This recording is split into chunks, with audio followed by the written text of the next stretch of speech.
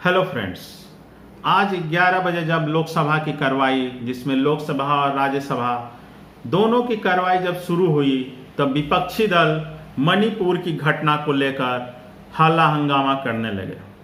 उसके बाद दोनों सदनों की कार्रवाई को 2 बजे तक स्थगित कर दिया गया। आम आदमी पार्टी के सांसद संजय सिंह को पूरे सत्र तक के लिए निलंबित कर दिया गया। तो दोस्तों, आज हम बात करेंगे मणिपुर की घटना तथा इसका असर पड़ोसी राज्य मिजोरम पर भी अब पड़ने लगा है। उस घटना के भी हम लोग एनालिसिस करेंगे। इसके अलावा संसद में क्या हुआ, क्या नहीं हो रहा है, उस पर भी हम लोग चर्चा करेंगे। तो दोस्तों, अगर आप लोगों ने अभी तक हमारे चैनल को सब्सक्राइब नहीं किया है तो प्लीज़ सब्सक्राइब कर लीजिए। सबसे पहले हम लोग आते हैं कल की घटना पर कि कल क्या क्या हुआ। उसके बाद हम लोग फिर आज की बात करेंगे। मणिपुर में 2 महिलाओं को निर्वस्त्र कर घुमाने और उनके साथ दुष्कर्म का मामला पिछले दिनों सामने आने का, इसमें 2 घटनाएं हुई थी। एक 3 मई की घटना है और एक 4 मई की घटना है। तो 2 घटनाएं सामने आ चुकी हैं। इसके अलावा मणिपुर के मुख्यमंत्री ने कहा है कि ऐसी सैकड़ों घटनाएं हुई हैं। तो आइए बात करते हैं कि कल फिर क्या हुआ। इन 2 घटनाओं के सामने आने के बाद पुलिस और केंद्रीय बलों ने पूरे राज्य में रेड अलर्ट जारी कर दिया है और सुरक्षा व्यवस्था को कड़ी कर दी है। इस मामले से जुड़े अभी तक 6 आरोपियों को गिरफ्तार किया जा चुका है तथा बाकी आरोपियों को पकड़ने के लिए छापेमारी की जा रही है। इस मामले में अब तक 6 आरोपियों को गिरफ्तारी हुई थी। दूसरी तरफ इस घटना का असर पड़ोसी राज्य मिजोरम पर भी अब पड़ने लगा है। मिजो संगठनों के राज्यव्यापी विरोध प्रदर्शन और मैतेई समुदाय के लोगों के राज्य छोड़ने की खबरों के बीच मिजोरम में भी पुलिस और सुरक्षा एजेंसियां सतर्क हो चुकी है। इस बीच मिजोरम में रह रहे मैतेई समुदाय के कई लोगों के राज्य छोड़ने की खबर है। तो दोस्तों, इस मणिपुर के हिंसा का असर अब पड़ोसी राज्य मिजोरम पर पड़ रहा है। हालांकि मणिपुर में मैतेई समुदाय काफ़ी मजबूत स्थिति में है, लेकिन मिजोरम के सीमावर्ती क्षेत्रों में मैतेई समुदायों की जहां संख्या कुछ कम है, वहां पर मैतेई परिवार अब छोड़ने लगे हैं, उस जगह को, अपने शहर को छोड़ने लगे हैं। कल 78 लोग मणिपुर से खाना हुए विमानों से। शनिवार को भी 65 लोग मणिपुर छोड़कर दूसरे जगहों को निकले हैं। मिजोरम के 41 मैतेई लोग सड़क मार्ग से असम के कछार जिले में चले गए हैं। इसके अलावा मणिपुर के 31 मिजो छात्र मिजोरम लौट आए हैं। दरअसल मणिपुर की घटना का वीडियो सामने आने के बाद पूर्व उग्रवादियों के एक समूह ने मैतेई समुदाय को कथित तौर पर राज्य छोड़ने की धमकी दी थी।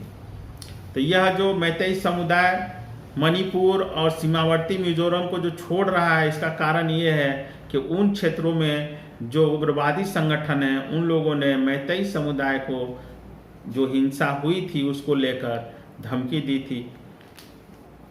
अब बात कर लेते हैं कि आखिर संसद में गतिरोध क्यों बना हुआ है। संसद की कार्यवाही पिछले 3 दिनों से स्थगित हो जा रही है।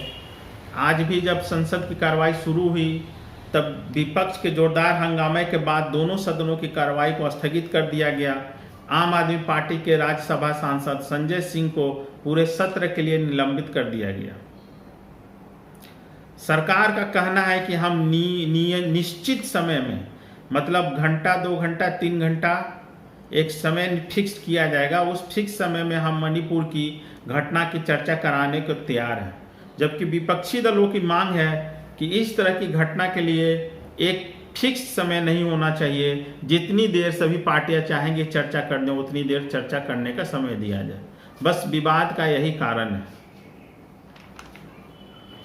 बीजेपी के जो मंत्री हैं, जो सांसद हैं, वो टीवी पर बाइट दे रहे हैं कि सरकार तो चर्चा कराना चाहती है, लेकिन विपक्ष भाग रहा है। और विपक्ष का कहना है कि हम लोग घंटा 2 घंटा के लिए चर्चा नहीं करेंगे। अगर 550 सांसद हैं, तब अगर 3 घंटा 4 घंटा के लिए चर्चा होती भी है तो कितने लोग अपनी बात कह पाएंगे। तो गतिरोध का मुख्य कारण यही है। अब ये देखना है कि आने वाले दिनों में सरकार और विपक्ष मिलकर किस तरह से इस गतिरोध को दूर करते हैं। इस बीच एक खबर मणिपुर से आ रही है कि जो सुरक्षा एजेंसियों के हवाले से जो खबर आई है उसके अनुसार मणिपुर में 3 मई से भड़की जातीय हिंसा में अब तक 160 से अधिक लोगों की मौत हुई है। सुरक्षा एजेंसियों का कहना है, ये अपुष्ट नहीं, ये पुष्ट खबर है। राज्य में हालात पर नजर रखने वाले विभिन्न सुरक्षा एजेंसियों के अधिकारियों का मानना है कि हिंसा के बड़े पैमानों पर अफवाह और फर्जी खबरों के कारण बढ़ावा मिला। जो हिंसा को बढ़ावा मिला और अफवाह और फर्जी खबरों में, तो भैया मीडिया आपके कंट्रोल में था, इंटरनेट बंद था, तो अफवाह कहाँ से फैल गया? फर्जी खबर कौन छाप दिया? मीडिया तो आपके अनुसार ही चल रही है, तो फर्जी खबर छापा कौन? अगर कोई फर्जी खबर छापा है तो आप उस पर FIR कीजिए, केस कीजिए। इसका डिटेल दीजिए कि आप कितने फर्जी खबर छापने वालों के खिलाफ आपने कार्रवाई की है। इसका कोई डिटेल नहीं है। बस ये उसी तरह का फर्जीवाड़ा है जैसा इन हिंसा के कारणों को शुरू में बताया गया था कि विदेशी हाथ है। बस उसी तरह ये भी हो गया कि ये फर्जी खबरों के चलते और अफवाहों के चलते फैला, जबकि नेट बंद है, मीडिया पर कंट्रोल है, तो कुछ हो ही नहीं रहा है। तो ये सरकार का ये दावा एकदम झूठा है। इसके अलावा दिल्ली महिला आयोग की जो अध्यक्ष स्वाति मालीवाल और रविवार को मणिपुर पहुंची है। अब देखिए सरकार क्या उसमें करती है, नहीं करती है। सरकार तो विपक्षी लोगों को वहां भेज नहीं रही है, शामिल नहीं कर जाने दे रही है। किसी भी राहुल गांधी जब गए थे तो उनको भी एक कैंप में ले जाया गया। शुरू में काफ़ी विरोध हुआ, बाद में एक छोटे से कैंप में ले जाकर खाना पूर्ति की गई।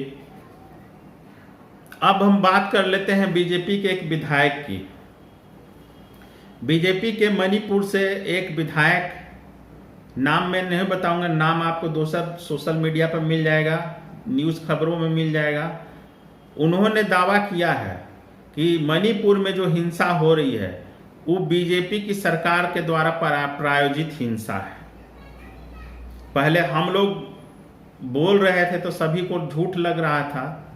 मैंने आप मेरे पिछले 3-4 वीडियो में जाकर देख सकते हैं, जिसमें मैंने बोला है कि 6000 हथियार और 50,000 गोली राज्य सरकार ने मैतेई समुदाय के लोगों को दे दिया था। पुलिस ट्रेनिंग कॉलेज में, इसको लूट बोलिए या फिर देना, लूट की कोई घटना हुई ही नहीं, क्योंकि वहां ना तो कोई घायल हुआ ना कोई प्रतिरोध हुआ। तो एक तरह से बोलिए राज्य सरकार ने उसे दे ही दिया। तो जब इतनी बड़ी मात्रा में हथियार दिए गए, तब सीधा सा ये कहना है कि यह जो हिंसा की कार्रवाई हो रही है ये राज्य सरकार के द्वारा ही करवाई जा रही है।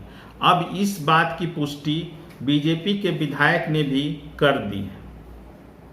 तब आप सोच सकते हैं कि मणिपुर क्यों जल रहा है और कौन से लोग मणिपुर को जला रहे हैं। अब धीरे धीरे इसकी पोल पट्टी खुल रही है।